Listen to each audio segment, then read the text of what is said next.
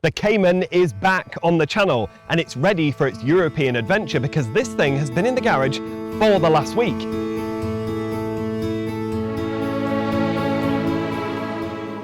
So in this video, I'm going to tell you everything that has been done to the car and also how much it costs, because it turns out these Caymans are not exactly what you would call cheap.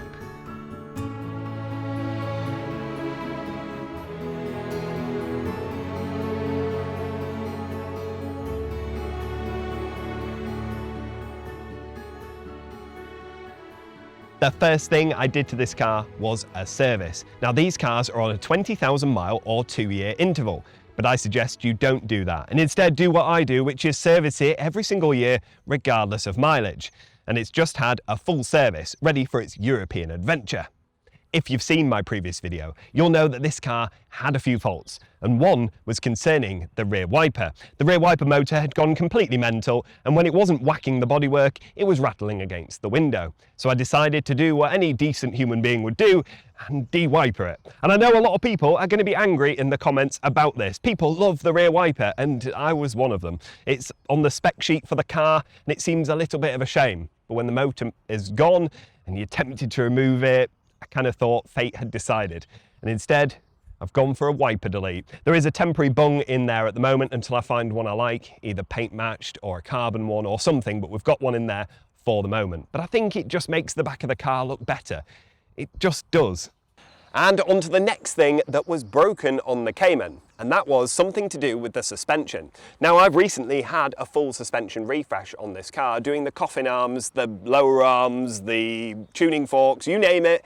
We did it, but we left one thing that looked okay when we swapped everything, and that was the rear drop links. And once everything had been tightened up and everything was working properly, the drop links decided it was their time to exit the chat. So both of them were rattling, replaced the pair, and the car feels as tight as ever and is no longer rattling from the back. One of the best things about the Porsche Cayman 987S is this, its exhaust. This one is a Top Gear switchable exhaust, and for the last 6 months or so, it's been very, very loud and it's upset a lot of people. But thankfully, I managed to get the exhaust valve fixed because the diaphragm had completely failed inside it. Luckily, Sam Lander Porsche had one on his shelf, and now it sounds a bit more like this when you press the button. Much better. Another thing that was broken on the Cayman was something very annoying, and that was the window. And if you remember back when I took the car to the Nürburgring last time, Misha had an issue with my window switch, and that's because it hadn't been working properly, and I just accepted that it just needed a little tiny wiggle to get it going. But thankfully, one new window switch, it's working perfectly. So that's it. The Porsche is pretty much ready to go on its European adventure. There are a few things I want to get done before then, give it a really good clean, get a good layer of ceramic coating on it, and make it look pretty for the journey.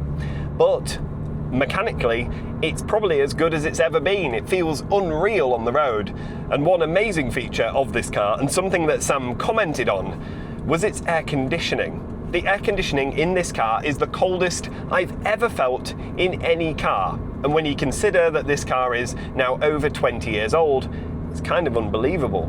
It freezes your fingertips. It is that cold, which is quite good considering we're going into Europe in a massive heat wave where France have even banned outdoor drinking because it's so hot. So the air conditioning is going to come in very, very handy over there.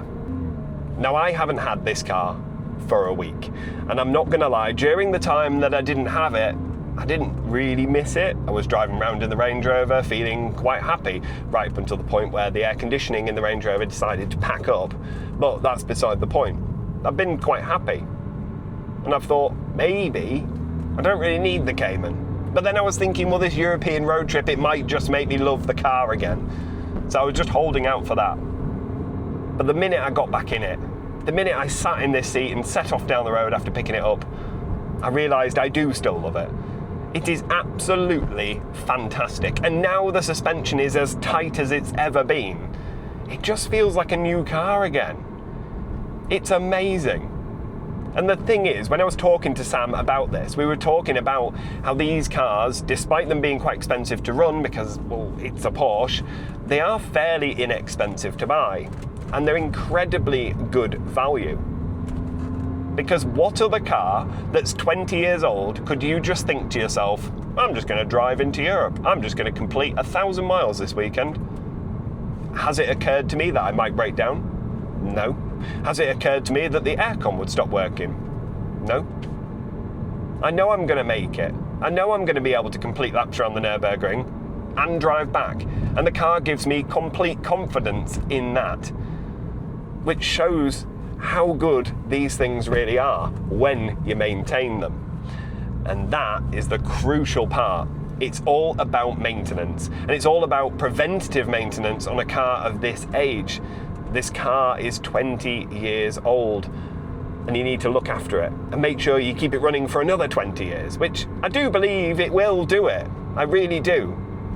But I am so ready for this trip. I'm so ready to hit some proper European roads, take you guys with me, and share my absolute love and affection for this car. Because honestly, if you haven't got one, then you need to probably go and get one. And if you do have one, you'll know exactly what I'm talking about. And I am so excited about the next couple of days, because I'm going to be boarding that ferry, I'm going to be heading to the Nürburgring and stopping at some really cool places along the way. And we're going to make some amazing memories in this car. I cannot wait. But, as I said earlier, these cars don't come cheap, and especially when it comes to maintenance. Although it may seem like quite good value, I've had a lot of work done. It doesn't mean to say that the bill isn't quite expensive. And when you consider you can pick these cars up for about 12 grand, a 12 grand car with a bill this size probably would be a little bit off-putting. So we'll pull over and I'll tell you exactly how much this car cost me this time.